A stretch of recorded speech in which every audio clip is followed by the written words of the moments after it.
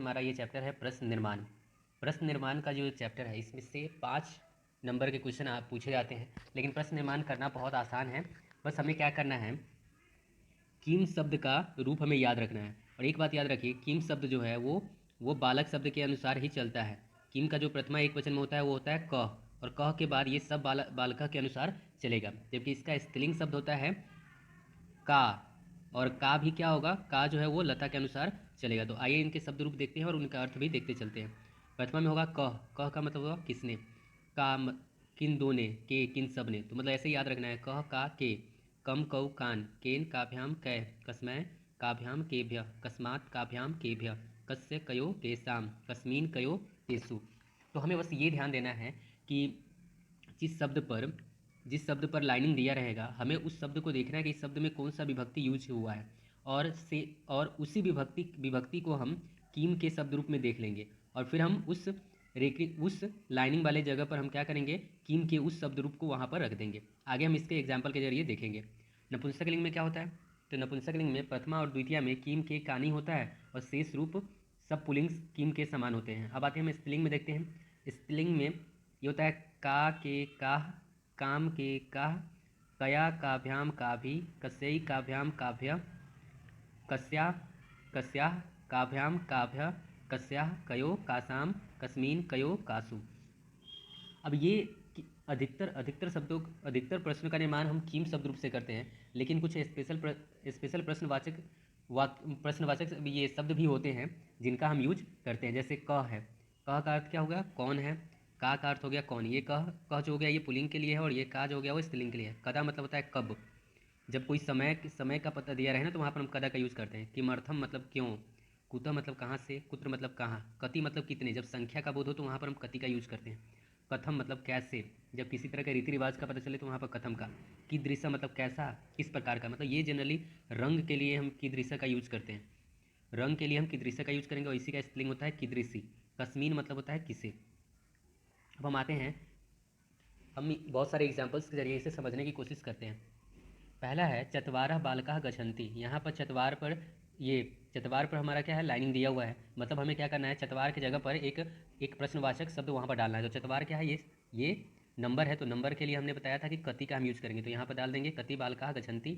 श्वेत अश्वा धावति, श्वेत क्या है, श्वेत रंग है, रंग की जगह पर हम कीदृशः डालेंगे। लेकिन ये चीज़ ध्यान देना है कि कीदृशः डालेंगे कीदृशी डालेंगे, तो कीदृशः इसलिए यहाँ पर डाले क्योंकि अश्वा पुल्लिंग है, अगर स्त्रीलिंग रहता तो कीदृशी डालते।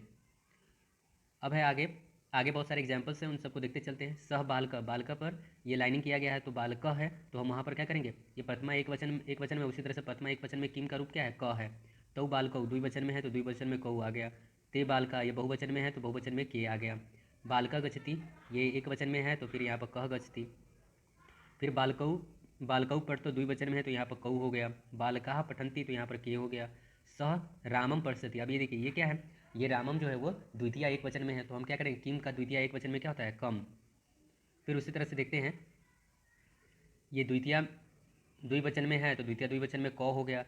ये आता है तृतीय एक वचन में, कलमेन लिखा हुआ है, रामा कलमेन पत्रम लिखती, कलमेन ये तृतीय एक वचन में है तो इसके जगह पर क्या हो गया, केन। किम का भी तृतीय एक वचन में केन हो गया। नेत्राभ्याम तृतीय द्विवचन में है तो काभ्याम हो गया। इसी तरह से फलानी, यहाँ पर देखिए वृक्षात क्या है, पंचमी एक वचन में है, तो पंचमी एक वचन में तो इसके लिए हम क्या यूज किए, कस्मात यूज किए। रामा गृह तिष्ठति, यहाँ पर गृह है तो गृह क्या है, ये सप्तमी एक वचन में है तो इसके लिए हम कस्मीन का यूज किए। तो इस तरह से हम ये देख चुके हैं कि किस तरह से किम रूप का हम यूज करके शब्दों के जगह पर वहाँ पर हम प्रश्नवाचक चिन्ह का यूज कर सकते हैं।